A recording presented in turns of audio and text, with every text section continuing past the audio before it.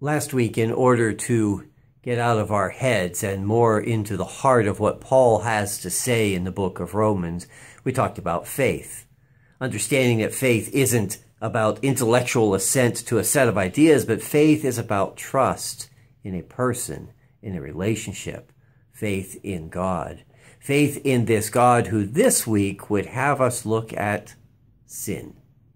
Now, when we hear the word sin, too often we think about those actions that we call sins, and that's accurate. But sin is more accurately a state.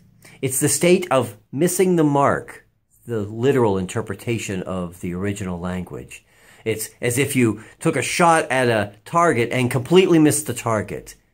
And it is those individual actions, those sins that we are aware of because we understand the law that's been given to us, which shows us how often we don't live up to it.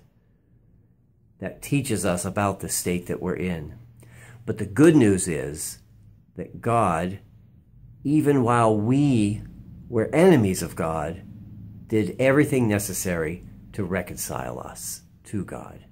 Reconciliation is a gift that is offered through God's grace, through the death of Jesus. Not that Jesus, by suffering so much, paid the price for all of our actions that are sins, but that Christ, in his faithfulness, and God, in God's great love, conquered and abolished death and sin, replacing it with God's grace and salvation. And reconciliation is a matter of us believing,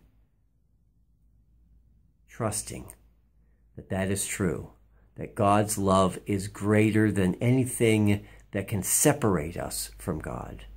And because of that, we are reconciled, we are saved. We simply have to believe.